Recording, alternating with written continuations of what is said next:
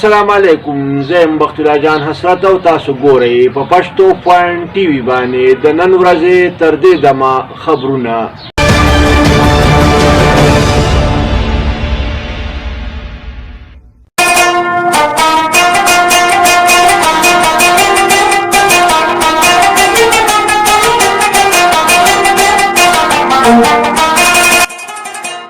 پښتو پوینټ ټلویزیون ته سعودي عرب، دوبۍ او ملایشیا نه د نمایندګانو ضرورت دی.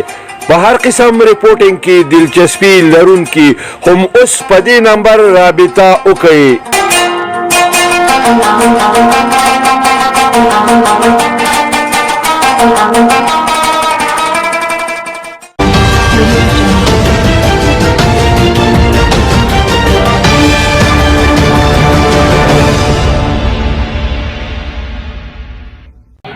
د ټولو اول سر خبرونه.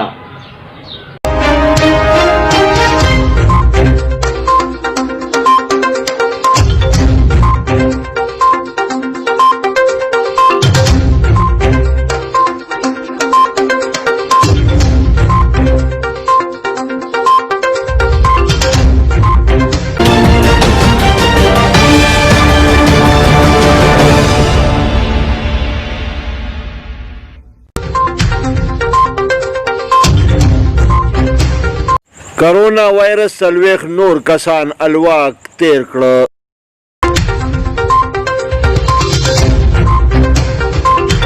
آرمی چیف قمر باجوا د کور کمانډر کانفرنس صدارت وکړ. کانفرنس ته وینا وکړه. وزیر اعظم عمران خان د وفاقي کابینې د اجلاس صدارت وکړ.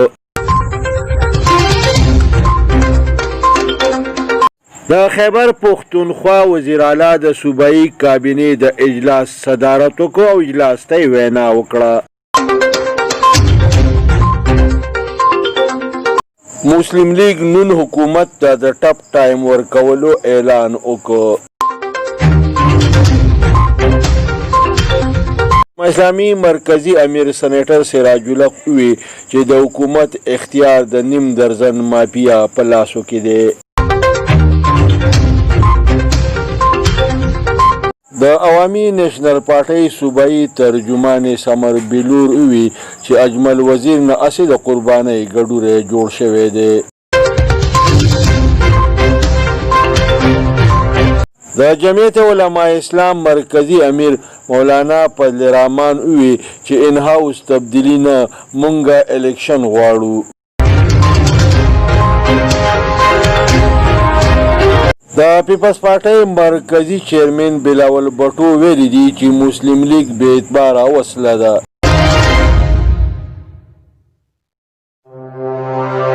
کتونکو دا په سکرین چې کوم تصویر ښکاري دا د هالیوډ هغه اداکاره ده کومه چې د خپل پخواني خاوند خلاف د عدالت د پیشۍ نه واپس راځي. د مردان د تورو په علاقه کې د فایرنګ په نتیجه کې 3 کسان مړ شو.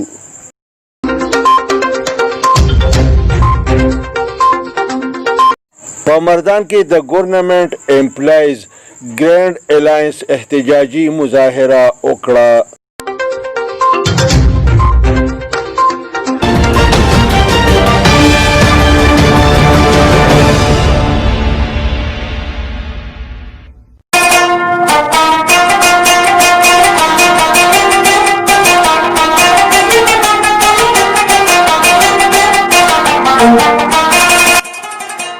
پښتو پوینټ ټلویزیون ته سعودي عرب، دوبۍ او ملایشیا نه د نمایندګانو ضرورت دی.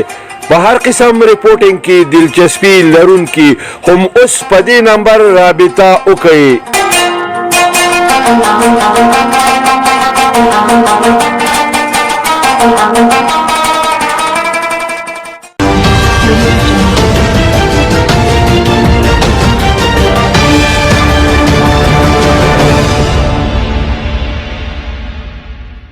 اوس د دې خبرونو تفصیل.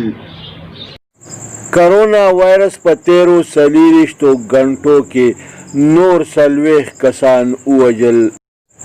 دارنګې په صوبه خیبر پښتونخوا کې د کرونا وایرس له سببه د مړو شمیره 1103 ته ورسېده.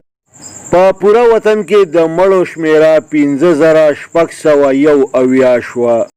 دارنګې په پوره وطن کې د کرونا وایرس د مریضانو شمیره 2,60,903 شوه. د وړو د 20 کیلو تروړه په 1400 خرڅېدل شروع شو. دارنګې په بازارونو کې د ډوډۍ وزن کم شو، قیمت یې سیوا شو. وړه لګیا دي نور هم ګرانیږي. د پاک فوج سربراہ جنرال قمر باجوا د کور کمانډرانو د اجلاس صدارت وکړ. اجلاس ته وینا وکړه. د اجلاس ته وی چې د ملک سلامتۍ ته د راپېښو خطرو فوج د مؤثر جواب صلاحیتونه لري. د کرونا وایرس او د ملخانو په مقابله کې د سیول انتظامیې سره د فوج د تعاون ستاینه وکړه. د وی چې د اختر او د محرم په موقع باندې د ډیر زیات احتیاط ضرورت دی. د پاک فوج شهیدانو ته په شاندارو الفاظو کې خراج تحسین هم پیش کړ. وزیر اعظم عمران خان په اسلام آباد کې د وفاقي کابینې د اجلاس صدارت وکړ. وفاقي کابینې د ټي وي د لایسنس په فیس کې د اضافي فیصله وځنډوله. کابینې د حکومت د 2 کالو د کارکردګۍ د قام په مخ کې د پیش کولو فیصله هم وکړه. وزیر اعظم اجلاس ته په خپل وینا کې وویل چې د میډیا چې څونه بقایاجات دي دا په 3 هفتو کې دننه ادا کړی شي. د خیبر پښتونخوا وزیر اعلی محمود خان په پیښور کې د صوبایي کابینې د اجلاس صدارت وکړ. اجلاس ته وینا وکړه. صوبایي کابینې د وړو د 20 کیلو تروړې قیمت 880 روپۍ مقرر کړ. کابینې د غنمو د اخیستو ریپورټ هم وغوښته. وزیر اعلی وزیرانو ته د محکمو د کارکردګۍ د پیشرفت په حواله باندې د ریپورټونو د پیش کولو هدایات جاری کړه. کابینې دا فیصله هم وکړه چې پلور میلونو ته به غنم په رعایتي نرخونو ورکول کیږي. کابینې د تعلیمي ادارو د کولاوېدو فیصله د اختره پورې مؤخره کړه. د کابینې د اجلاس وروسته د وزیر اعلی د اطلاعاتو مشیر کامران بنگش میډیا ته د اجلاس په حواله باندې بریفینګ ورکړ. مسلم لیگ نن د نیب بځای باندې د شفاف قانون مخې ته د راوړو مطالبه وکړه. مسلم لیگ نن حکومت ته د ټپ ټایم ورکولو اعلان هم وکړ. دا خبره خواجه سعد رفیق او شاهد خاقان عباسی د میډیا سره د خبرو اترو کولو په موقع کړې ده. د جمهوریت اسلامي مرکزی امیر سېنیټر سراج الحق ویلي دي چې د حکومت کنټرول د نیم درجن مافیا په لاسو کې دی. د زیاته کړې ده چې عوام په ډوډۍ پسې اریان دي او د ډبل شهریت لرونکي مزې کوي. د وی چې د غنمو په غیبېدو باندې خفګان او تشویش د مسلې حل نه دی بلکې اصل ملزمان د قانون په کټهره کې ودرول پکار دي. دا خبرې په لاهور کې د الخدمت د صدر عبدالشکور سره د ملاقات په موقع باندې د میډیا سره کړي دي.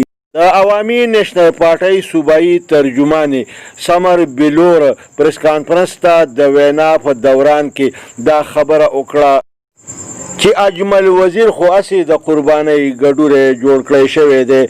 اصل تحقیقات پکار دي او په دې سکینډل کې چې کم خلک مولوث دي هغه د قانون په کټهره کې ودرول پکار دي. دی په دې موقع په حکومت باندې بد ټکونه وکړه.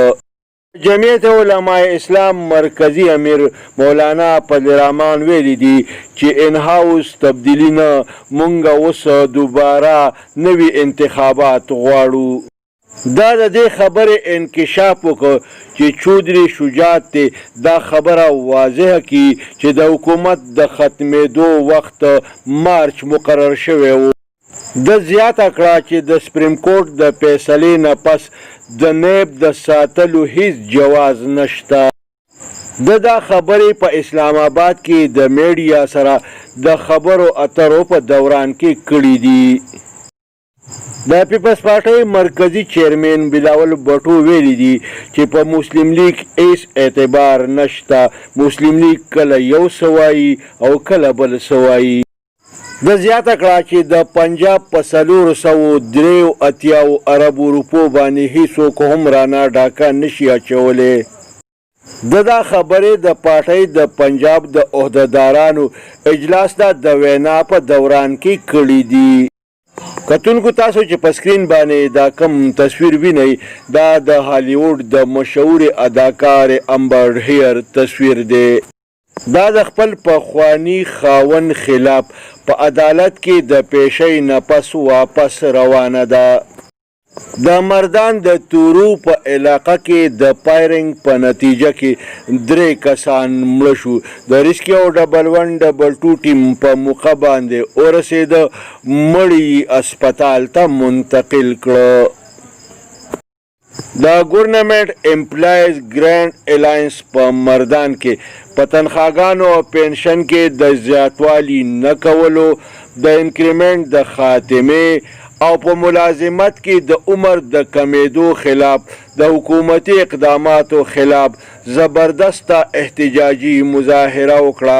په دې مظاهره کې په زرګونو ګورنمنټ امپلایز شرکت وکړو. دی وی چې اوس به مونږه تنخواګانو کې او پنشن کې اضافه نه، د حکومت په خاتمه باندې فیصله کوو.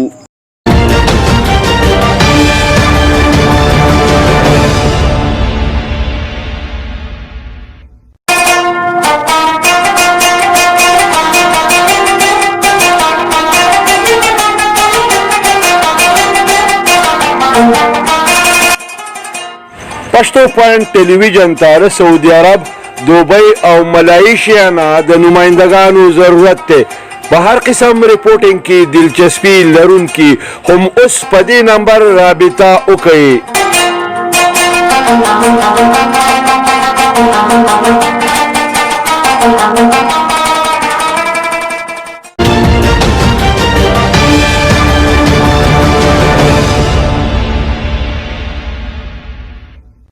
د دې سره د نن ورځې خبرونه پای ته رسي. ښاد او آباد اوسئ. د لوی الله په امان.